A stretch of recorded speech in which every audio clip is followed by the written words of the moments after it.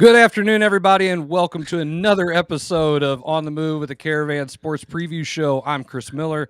That's Jim Powers. This episode, as all episodes, are brought to you by Wiley Agencies. You can get multiple policies for your insurance, for your car, for your home, for your motorcycle, for whatever kind of vehicle you have. They can be all found under one roof with one agent. Call Sean Wiley today. He'll hook you up. You can call him at his Festus office at 636-764-6294. His Hillsborough office, 636-333-9903. Mr. Powers, how are you doing this afternoon? Doing fantastic. And, God, 2 weeks of the regular season? Really? Where has it gone? The next 2 weeks are going to be just absolutely insane. Everybody's jockeying for district positioning right now.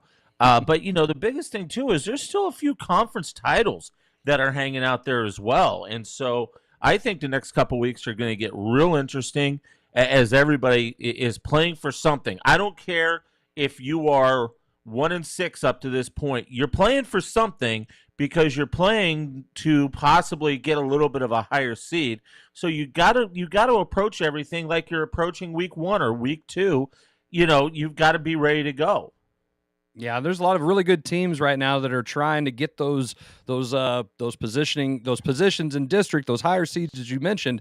Those home games are going to mean a lot because you don't want to travel, and especially when your districts are kind of spread out, and you always want the home field advantage, so you don't have to worry about the bus ride and all the other nonsense that goes with it. So these are important games down the stretch. You're exactly right, and I was looking earlier today at one district, and Bishop DuBourg, we've talked a little bit about. They actually won their second game last week. Well, they're playing Lutheran South on Friday night. These two teams are sitting at 4-5 in the same district. Lutheran South, if they beat DuBourg may have a higher point value, but because Lutheran South beat them in the regular season, Lutheran South would jump them. So you're talking about a game between a 2-5 team and a 1-6 team that means everything in the world. That's a perfect example of what everybody has to worry about right now. Yeah, and especially if you're one of those teams that are possibly move up, you don't want to play maybe play a 1 seed or a 2 seed if you don't have to. Because there's a lot of really good teams and taking that thump, and you want your kids to have a chance to win if you're one of those schools. But at the same time, it's part of the game. Everybody deals with it, especially this time of the year, and it's all about winning, baby. The biggest thing is you want a home game. You want Week 10 to be a home game for you. Yeah, you're splitting the gate 60-40, but guess what? It doesn't matter. You got your home crowd there. You don't have to try. You could stay in your normal weekly, routine. And both of us as, coaches, we know what that routine's all about. And we know we're dealing with, 15, 16, 17, 18-year-old kids. You get them out of routine, they're all out of sorts. And I know I think we're going to talk about this game, but you look at DeSmet last week against St. Mary's. DeSmet didn't have school last Friday. And you could tell the first half of that game, they were all out of sorts. But then they kind of got their footing and were able to take care of business in a convincing fashion. But once again, that's just another perfect example of getting out of your routine, getting out of rhythm, and, dealing with high school kids that are used to having that structure. Yeah, and when you have them when they're out of whack, it's really tough to rope them back in. And if you're one of these teams where you have that, and you maybe not be your kids aren't maybe focused like that, they're out of the routine, you might not be able to recover after halftime. You might not be able to do it. You might have dug yourself too big of a hole. So right now, everything, as you said, 1,000% agree, is all about routine, and you want to make sure the kids are used to certain things moving forward. No doubt about it. And you got to continue doing it. And we saw some movement in the polls this week. And trust me, we're going to see a little bit more movement, I think, over the next 2 weeks. I will tell you right now, I don't think the polls where they're at right now are going to stay where they're at. I think we're going to see a lot of movement, especially with some pretty big games on the docket, especially out in the western part of the state, out in Kansas City. Absolutely. And a little foreshadowing there, Jim, but we're going to go ahead and talk about some of the games from last week that we kind of previewed. And, Jim, there was only a couple of them that were really close. It seemed like we previewed some blowouts last week as Herculaneum blew out Bayless 40 to nothing. St. Vincent upset St. Pius. Well, you can say that if you talk to a few people, it was not quite the upset. We're going to talk. I had to throw that out there. In a minute. 42-6. And Lafayette defeating Eureka 28-21. Valley Catholic over St. Gen 31-0. Seckman 28, Pattonville 3, and the big upset of the week, you had Maryville beating Lutheran North 17-14 at Macon. So Jim, let's recap these just a little bit here. Okay, so first off, let's go to we'll go first time, last game first. Maryville escaped. Lutheran North played without, Dakari Hollis, got hurt early, wasn't able to go the rest of the way. And I really think if he plays that whole game, they win the game. But it's not that big of an upset because Maryville is really, really talented. Okay, so let's, put that on the table. But, Lutheran North, and once again, I've always said this, coaches don't care if they go undefeated. You want to be ready to go once the district starts. And Lutheran North is going to be just fine. They didn't lose any footing in their district. They slipped to number 2 in the poll, which we're going to talk about here in a bit. But I think that's an okay loss for them against a really good Maryville team. Valley Catholic doing what Valley Catholic does, and that's just continue to win. Seckman does what they need to do. They can remain where they're at, undefeated in the year. Okay, St. Vincent, yes. Okay, I got to give them props because I understand I got beat up a little bit by our good friend down at St. Vincent. So, yes, I will take the shot for that one, But then Lafayette, Eureka.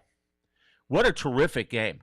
And Lafayette put themselves, they're not under the radar anymore. That was a big win for them. And I'm telling you right now, the worst thing for CBC is having a bye week right now. Because Lafayette, with a win, they're pretty much the number 1 seed in that district. But, people can agree, disagree, whatever. I don't care. Lafayette knocking off Eureka was a huge, huge victory for Boyd Manny and that crew. And they did a terrific job. And then Herky, nice win for them. Kind of gets them moving in the right direction a little bit. So, yeah, we had a couple blowouts last week. But that's okay. We're talking about some different teams. And obviously, some of those games, too, are those natural rivalry games that we really, really like to talk about. So, we got to spread the love a little bit. Just a little bit. We got to spread it. But I will take the shot from our good friend down at St. Vincent. I saw the text. I got you covered. I'll take the heat for it. Yeah, and that we had talked about a little bit the experience factor for St. Vincent, the inexperience factor for St. Pius, having so many underclassmen playing, and it is a tough place to play. It was their homecoming, and real quick, our thoughts and prayers go out to the families at St. Vincent. There was a medical emergency in the stands that delayed the game nearly an hour. And there's a lot of emotions, and for those kids to come through and play, I mean, I give a lot of props to them for being able to do that. But, our thoughts and prayers go out to those families that are affected by that. And we just hope that, that they can have peace and through this time. And maybe, the football season can give those families something positive to look forward to. So it was a win all the way around for those kids, and despite the loss. So, yeah, without a doubt. And for high school kids to see something like that take place right before kickoff, and then you got to refocus. You've just got to get your kids going, and obviously it's tough. It is extremely tough. But I tell you what, kudos to the whole group down at St. Vincent. A great victory for them over Pius, and once again you hit it on the head. Our thoughts and prayers with the whole St. Vincent community, and it's a tragedy to see stuff like that happen at games.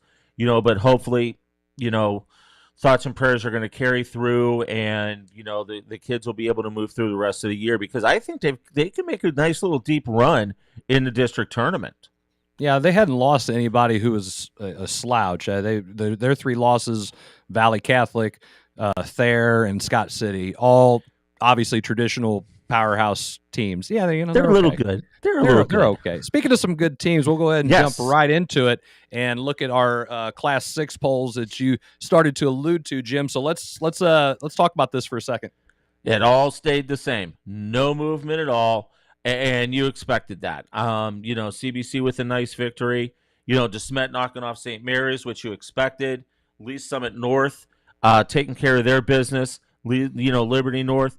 I think the team right now that's in jeopardy is Lee Summit West, because they get Liberty North and Lee Summit North over the next 2 weeks.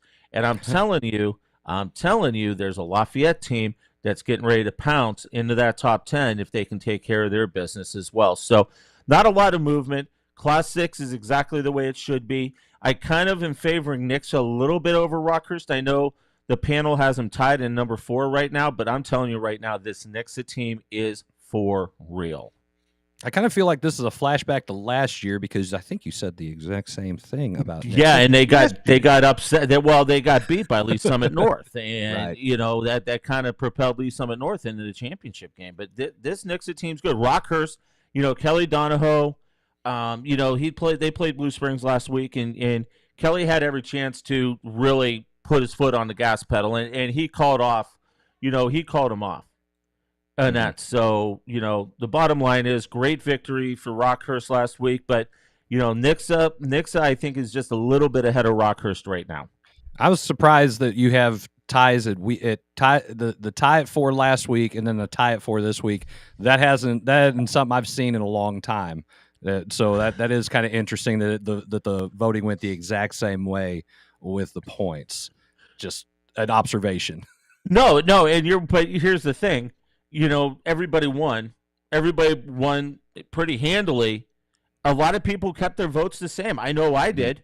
I kept mine exactly where I had it. And that's what normally will happen sometimes is when everybody wins the way that they won, people will kind of just keep their vote the same as it was the previous week. And that's exactly what happened here, keeping Nixa and Rockhurst tied at number 4.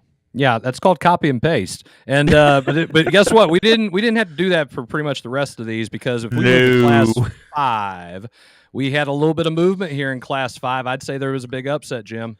Yeah, you see some of the shaking and moving there. Webb City gets bounced, and they tumbled from number 2 to number 7, and that pretty much shuffled everybody that was just behind them up. Rockwood Summit continuing to move. Ritter is the number 1 team. It got all 9 first place votes. Green Valley is extremely talented. Helias is really good. This Lebanon team is sneaky good, and I've heard a lot of things about how they're doing their business. MICDS stays where they're at, but they've got a big one coming up. And then, Platte, moving up. And then St. Dominic finally sneaking into the mix. There they are, 7-0, and I just basically put on there right now. Eureka losing. They don't deserve to be ranked.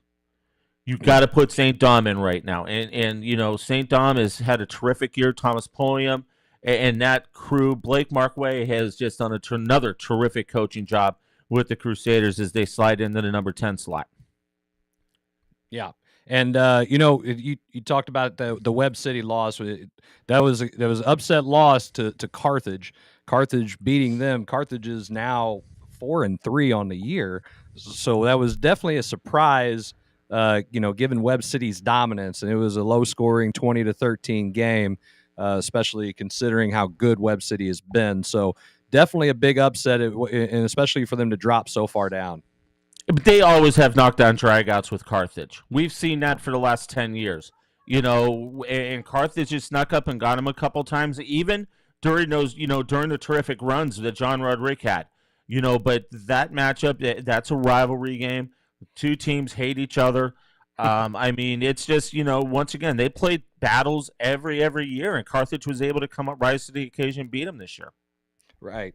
And that's the thing, man. You just have to show up. And when you're talking about rivalry games, that's it. You can throw the records out the door, out the window, wherever you want to throw them. It doesn't even matter. And, here's what does matter, Jim. We're going to talk about Class 4. Here's the shakeup. Here's the big one. As soon as Luther North gets all the votes to be the overall number 1, now they get beat. So let's talk about Class 4. Well, and there were still some people that gave Luther North first place votes. Yeah. But once again, it wasn't a bad loss to a really talented Maryville team. It really wasn't. So I mean, it was almost a dead split vote on Smithville getting first place votes over Lutheran North. I understand the Kansas City side sees this, and talking to some of the panel from out there, they're not 100% sold that Lutheran North can make a deep run. Being moving up from Class 3 to Class 4, I think they can. You get Dakari back. I think this team is built for a long run. But, they dropped down to 2. Hillsboro staying where they're at now. We'll see what happens with Hillsboro. Wink, wink, nudge, nudge. Here's your deep tease for the second segment, because they've got a monster game on Saturday afternoon. But then you look, Grandview loses. Now here's Grandview won. Grandview won, but the 4 losses are losses because of an ineligible player. Didn't have the right paperwork filed, so they had to forfeit 4 games. That's why they are 3-4. But the panel, I mean, even with 1 kid, they still should have beat the teams that they beat. So we really didn't punish them that bad, but there's a reason why you're seeing a Grandview team ranked 5th with that record. And then you look down the rest of the way, pretty much everybody jockeying for position at the bottom. Warrenton making the big leap from number 9 to number 7 after Nevada lost last week. So, some interesting shakeups in Class 4 last week. Yeah, and it was one of those things where it was kind of interesting to see Grandview's first 4 games. They had to get forfeit losses because of the ineligible players. So that record changes quite a bit from 7-0 to 3-4. But at the end of the day, it's gonna make a difference on whether or not you're hosting a home football game in your district, and that is big. We did talk about the importance of it, but if they're that good of a team, I don't see this being something they cannot overcome. That was the conversation that we had this weekend, and for people, this may be the first time, hearing this. But what we do on the state panel is we basically put our thoughts together on a Google Doc, and we go back and forth via that and email and talk about things. And that was one of the things that came up was, Grandview is going to drop in their district. They've got Nevada in their district, but everybody in the western part of the state is saying that they'll beat Nevada pretty handily. So, does the road get tougher for Grandview? Yeah, because you're going to probably have to travel for every game. But are they a team that can win their district despite what happened? Absolutely.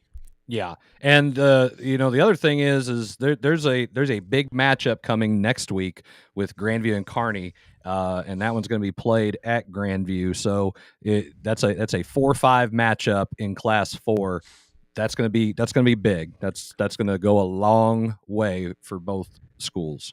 And a lot of bulletin board material, I'm sure, is going to be happening with that game next week. You think you'll see some signs in that game? You think there'll be some chants? There'll be some other, especially there'll with be the rivals? normal shenanigans. Yeah, the rival. Oh yeah, absolutely. And you expect that, but hopefully, they keep it the right way and they do it the right way. But absolutely, I mean that's once again, you're looking at. I mean, this week there's some big. Next week there are games that are going to go.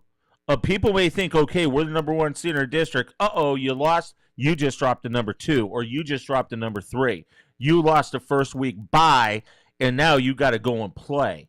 So, I mean, and that's just one of the games. Like I said, Lee Summit West out on that side of the state, they've got to they've got to go through, a battlefield, so to say, with 1,000 landmines, because you got to play Liberty North and then play Lee Summit North to finish things off. Yeah, that's that I don't know who did that scheduling. I mean, but that's just insane. Yeah. It's tough too if it's your conference. I'm not sure all the conferences with football out that part, but there's a good chance it's conference. So you have a mini playoff before you play the actual playoff, and to get you ready. So speaking of getting ready, we're going to go ahead and jump to our quick commercial break. We'll be right back with more On the Move at the Caravan Sports Preview Show with our second segment. Be right back.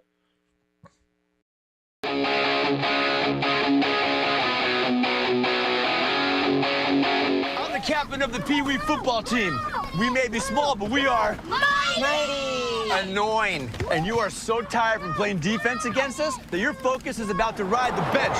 Woo! Go. Thanks, Mom. Bye. Come on. And if you have cut rate car insurance, then not even a Hail Mary will save you from paying for this. So get Allstate and be better protected from mayhem, like me. Mayhem is everywhere. Are you in good hands?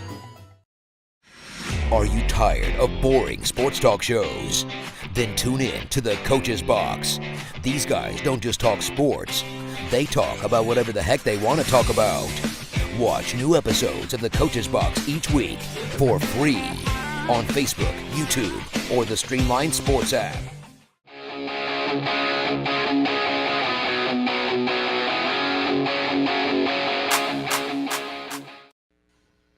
All right, everybody, welcome back to the second segment of On the Move at the Caravan Sports Preview Show. Don't forget, this episode, as all episodes, are brought to you by Wiley Agencies. You can get multiple policies for your insurance with one agent. He can take care of your car, your home, your motorhome, your motorcycle, your boat, whatever you got. Call Sean Wiley today. You can call him at the Festus office at 636-764-6294. His Hillsborough office, 636-333-9903. He will definitely talk sports with you.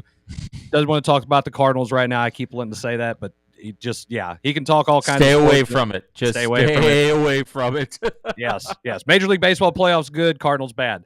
So Yes. Let's jump right into it. Jim, I do believe you have rebounded on your matchup picks after last week. Last week, I have to say, I'm the critique here. They didn't turn out nearly as good. There was two good ones, but I think this rectifies the situation.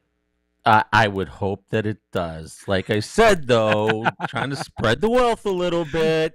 And if I don't mention St. Vincent's at least twice a year, Bruce is going to be lighting both of us up like he did last week. So we got to mention those guys. But no, this is a terrific slate of games this weekend. There's a couple big ones. One on this side, of the river, and another just monster matchup over on the other side of the river. Those are the two best games on this side of the state, including Illinois, which are just going to be phenomenal matchups.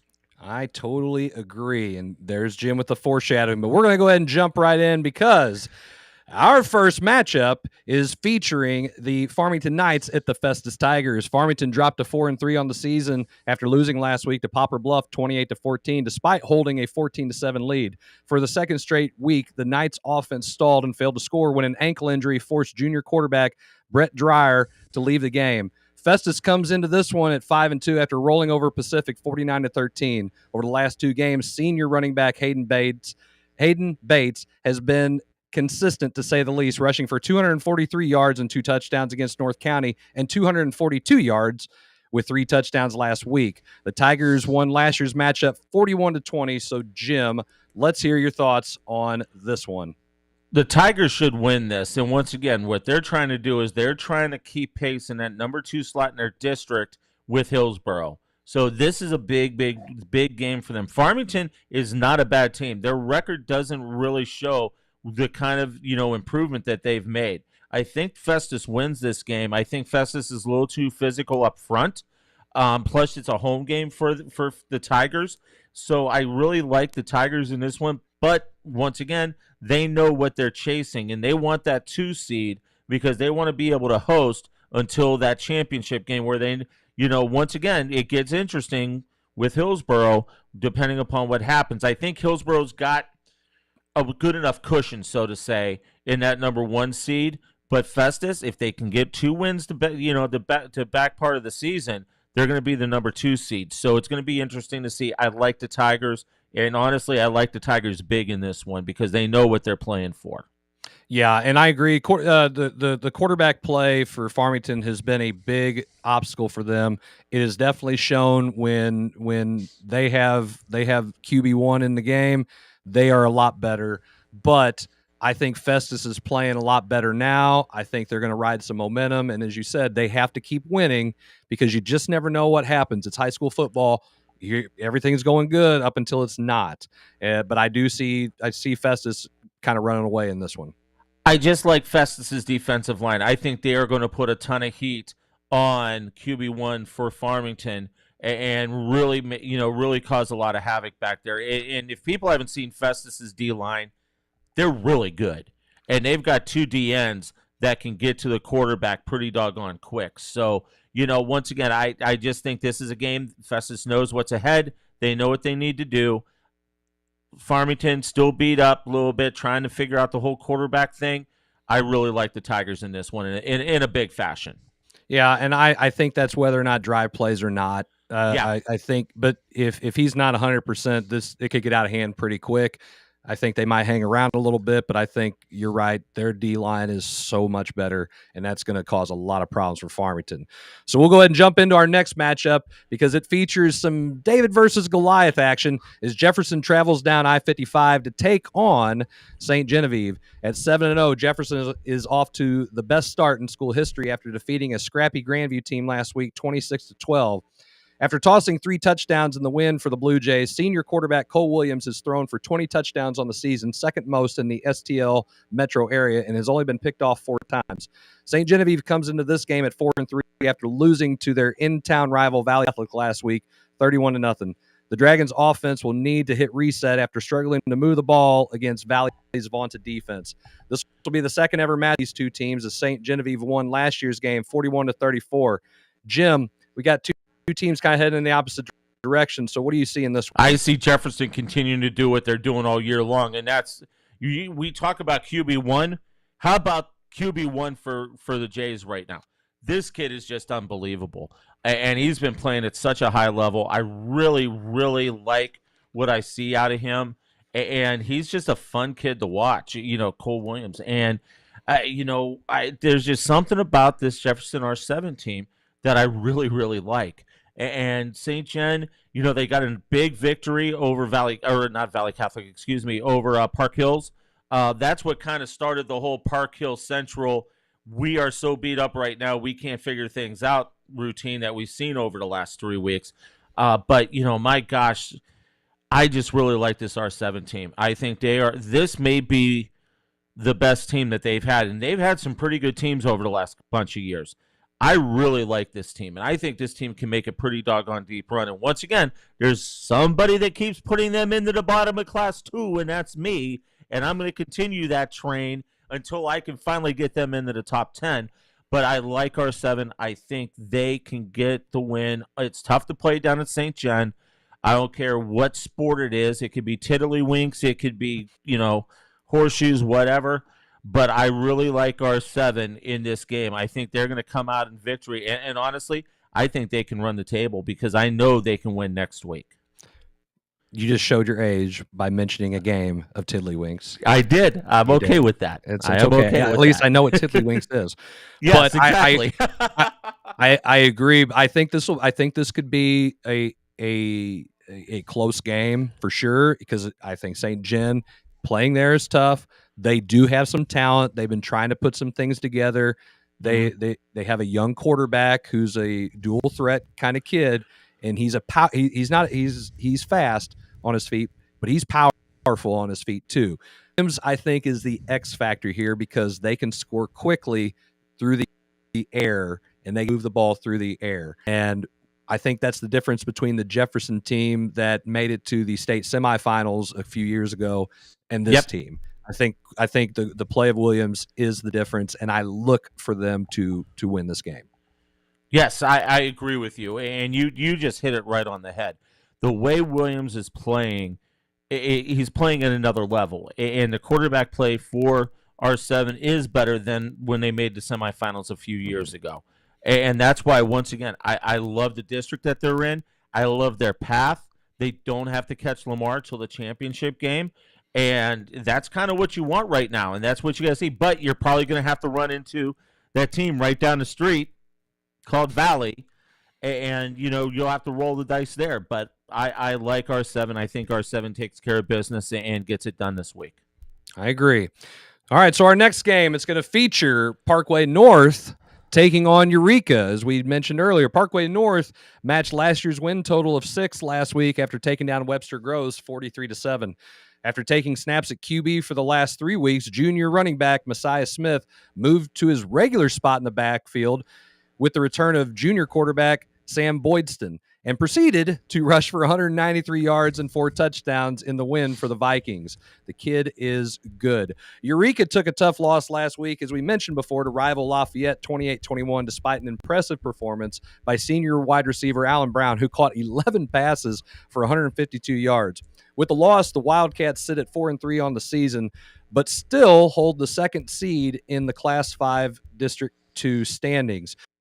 Eureka has won the last 3 matchups at Parkway North, including last year when they won 49-21 on the road. Jim, do you see Parkway North continuing to roll, or does Eureka avoid dropping to 500?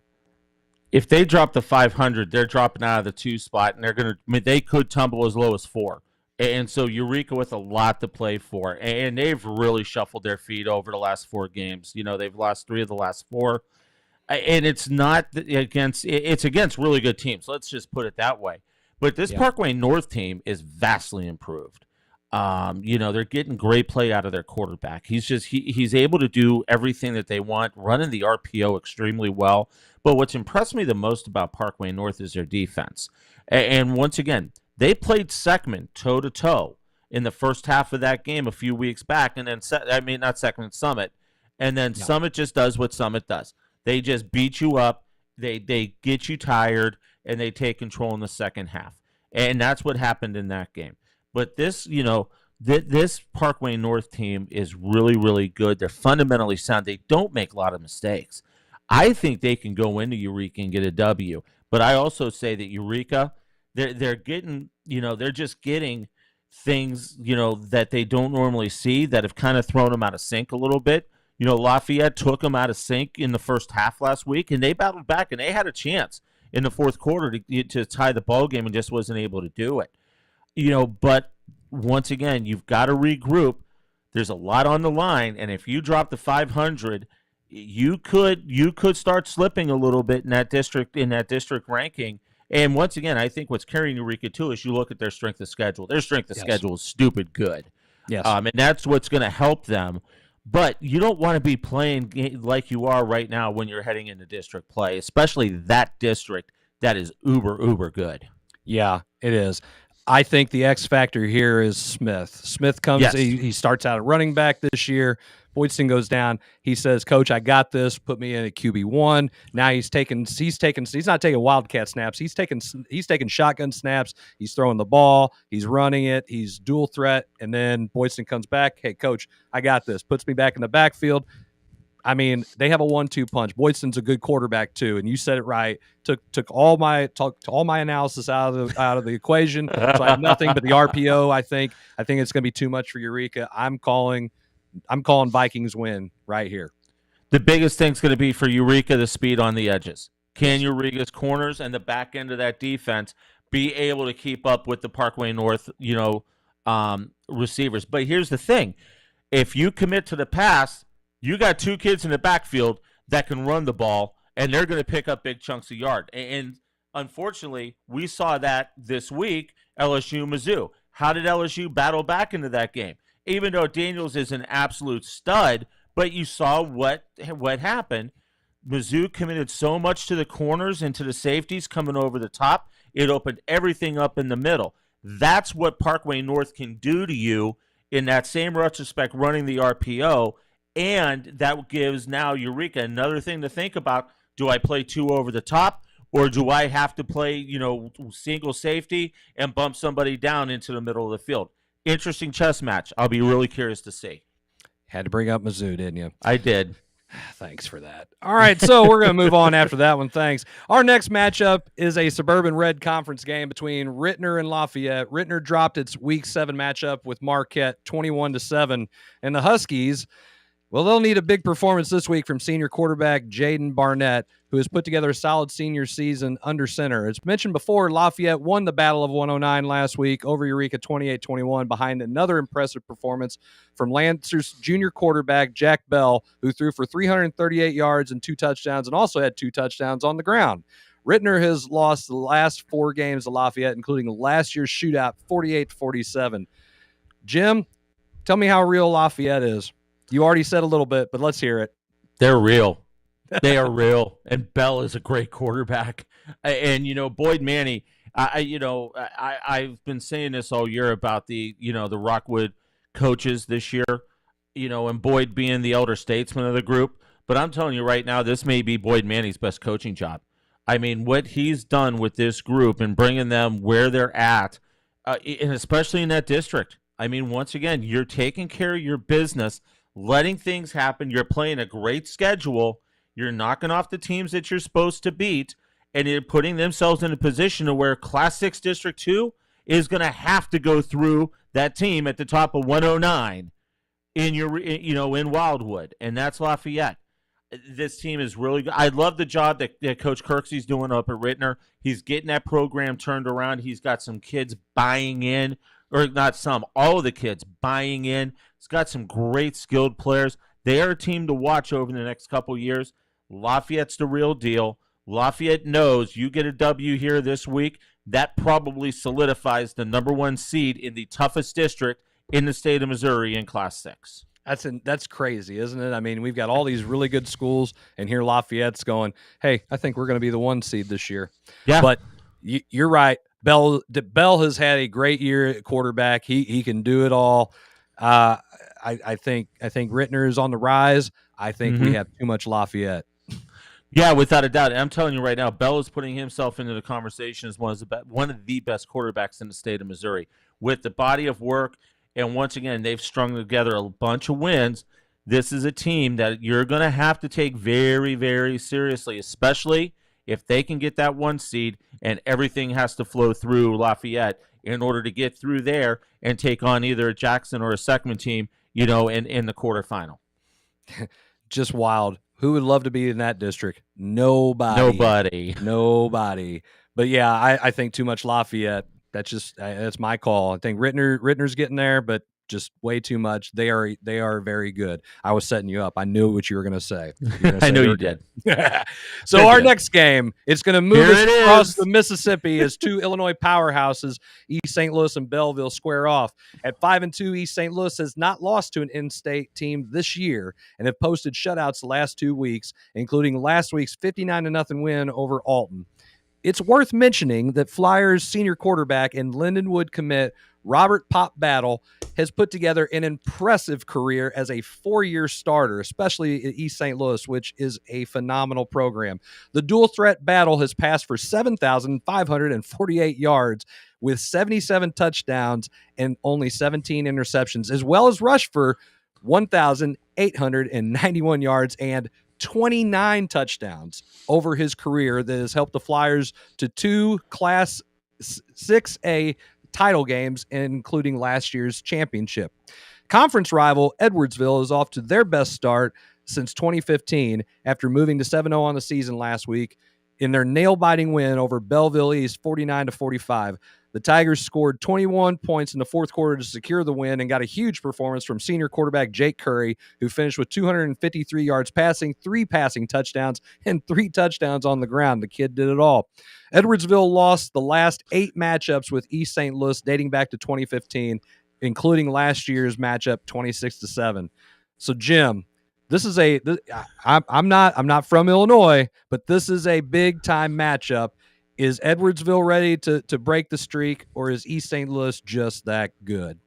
East St. Louis is just that good, but this is one of the best Edwardsville teams that I've seen in a long time. Curry has just done everything that he's been asked to do, and that's bring his team back not once, twice this year. Edwardsville has been down, and they've had to battle back and get victories, and Curry has been the catalyst for that.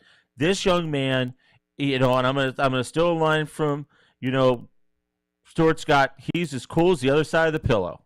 This kid handles his business so doggone well out on the field, and they've got a great defense. I mean, Belleville East, they came out of nowhere, and they gave Edwardsville everything that they wanted. I remember taking a look at that score and thinking to myself, okay, somebody's really wrong here. This should not be happening. Well, guess what? It was right. And, that they gave Edwardsville everything they wanted. And Edwardsville is really good. Now you look at the other side, East St. Louis. Okay, they're 5-2. They're 2 losses, 2 national powers. Let's get that out of the way. Battle is as good of a quarterback as we've seen in a 4-year career ever in the metro area. Ever. Yes. And I know I'm throwing him in a conversation with some awfully big names. But what this young man has done, and if he could end his legacy winning the city, once again, we think they're going to be Class 6A over there. At least that's what the talk right now is. Once again, Illinois does their things a little bit differently. Everybody will find out their classification, but everybody's thinking that they're going to be 6 right now. They should win Class 6. But I'm going to tell you, Edwardsville is going to give them everything they want. But, Pops, has just, how Lindenwood got him to stay close to home and play, that says a lot for what they're doing up there. And yes. I think their coaching staff has really done a terrific job. Jed has really brought that program to another level since they went D1. And getting a kid like Robert Battle will just continue to build the respect that people are giving Lindenwood. I think this is a close game. They've played some nail-biters in the past. I think this is going to be one of those as well. I think East St. Louis, once again, they want to prove that last year was not a fluke when they won 6A. I think they want to get it done, put everybody to sleep, and then get ready for the playoffs. If we didn't have a COVID-shortened season that played in the spring, I would say Battle would have played in 4. He has a chance of playing at 4 4 Illinois State Championship games. East St. Louis is that good. The program's that good. He's that good. I say too much Flyers. I think they are going to win. I'm saying 2 touchdowns. I'm calling it. I know probably everyone now in Belleville hates me. That's okay. I don't ever go over there.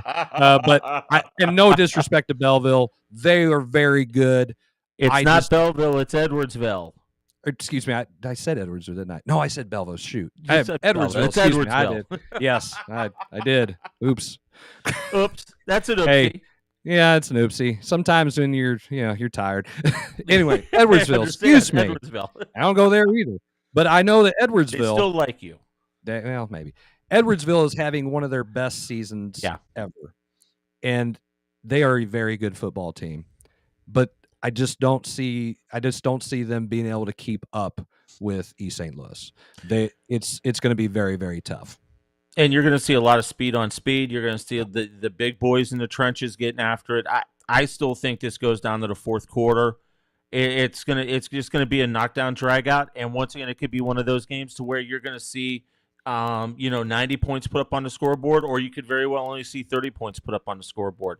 Depends, if these two defenses decide to take it upon themselves and to say, we're playing, let's go. Here it is. Yeah. It could be that way, or it could be a shootout too. I mean, they're both really good. Curry's really good. And we'll go ahead and move on to our final matchup. Hopefully I don't mess any of these up, because now we're moving back over to Missouri, as our final matchup is a big showdown of undefeated teams here in the Show Me State, as Hillsboro takes on host Cardinal Ritter this Saturday. Hillsboro comes into this matchup at 7-0 after shutting out DeSoto 42-0 last week. The law firm of Brown & Brown, Peyton and Preston, both had monster gains respectively for the Class 4 third-ranked Hawks last week, as Peyton rushed for 168 yards and 3 total touchdowns, and Preston passed for 243 yards, 3 touchdowns, and rushed for another.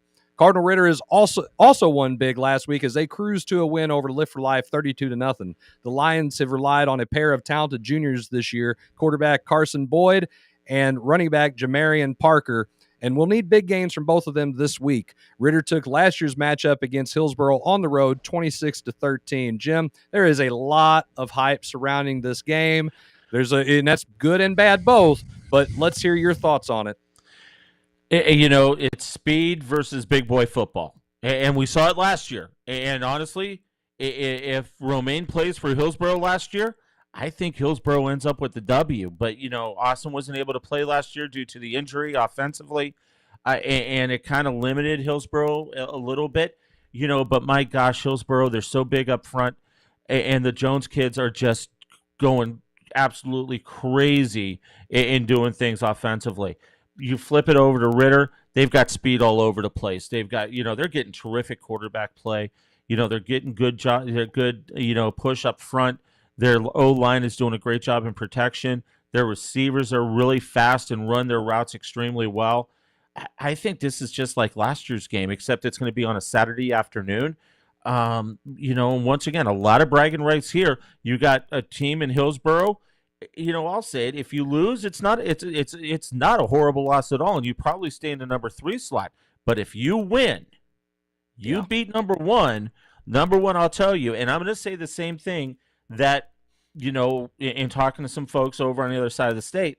You got to remember, Cardinal Ritter moved up from Class 3 to Class 5. Are they built to compete, to make a deep run in Class 5? The people out in Kansas City don't think they are. So I'm telling you right now, if Ritter loses, and once again, it's not a bad loss if they do, right?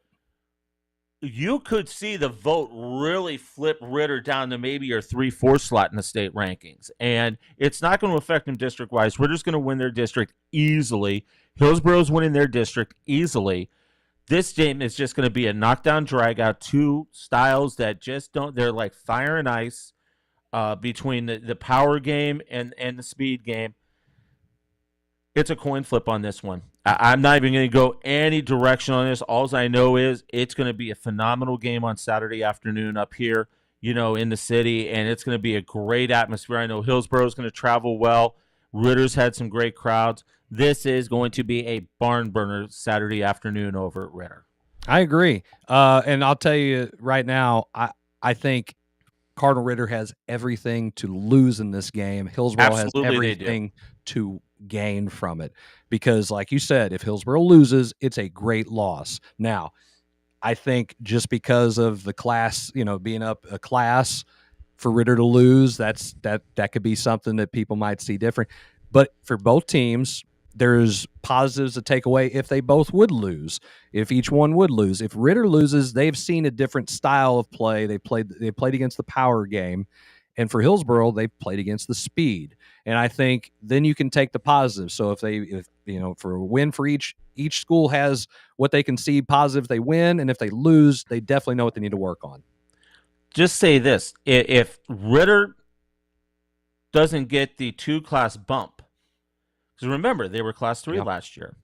They only moved to Class 4. We got to battle the top 3 teams. Let's just keep it that way. Yep. And once again, you throw Lutheran North into that mix as well. If Lutheran North, you could have, if Ritter only moved to 4, you could have 3 top 4 teams in the state in Class 4 right here in St. Louis. That's crazy. I agree. And that is crazy. But Ritter gets the 2-class bump because of their success factor and all of that kind of crazy stuff. And it sets up for a terrific game. And I tell you, I was hoping it was going to be, they were going to play Friday night. They wanted to move to Saturday, and I'm okay with that. I think it's a good move because I think it's going to bring a bigger crowd in, honestly. I think it's going to be just a terrific atmosphere for high school football on a Saturday afternoon. I agree. It should be a lot of fun. And, hey, I have to chaperone the homecoming dance Saturday night. Maybe I'll just make a little jog up to the city and watch that game, Come on. Hey, Mizzou doesn't play till 6 o'clock. Ohio State's playing the late game. We could go down. Yeah. Who? You know who. I don't know. So, but that's going to be a great game. I'm just telling you right now, it's going to be a lot of fun. Yeah, a lot of good football out there to watch these last couple weeks. So make sure you get a chance to go out there and do that. Jim, it's been a great show. We've ran long because there's a lot of great stuff to talk about. And I do have to apologize to everybody at Edwardsville for calling it and saying Belleville. I have to say it. I feel so terrible because I know what I was typing, and it's one of those things. You just get because I'm doing all my research and stuff. Actually, my intern, the one I don't have, the intern that you don't have made the mistake. We're blaming him. That's right. Oh, I know who we can blame. Zach McVey. That's Zach McVey. He probably distracted me while I was doing this. Exactly. Jim, another great show. Great week of football here. I can't wait to talk about it next week. Thanks so much, brother. It's going to be a great week, and we'll talk next week. Yep. And then for Jim and for me, thank you guys for tuning in. We will see you guys next week with another episode of On the Move with the Caravan Sports Preview Show. I'm Chris Miller. That's Jim Powers. You guys have a great one.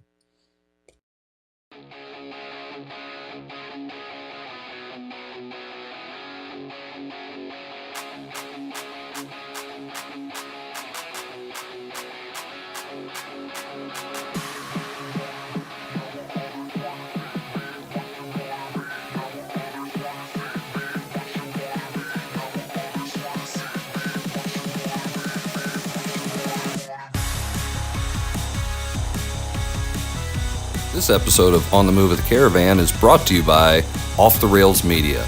Life's more fun when you're off the rails. Are you tired of boring sports talk shows? Then tune in to the Coach's Box. These guys don't just talk sports. They talk about whatever the heck they want to talk about. Watch new episodes of the Coach's Box each week for free on Facebook, YouTube, or the Streamline Sports app.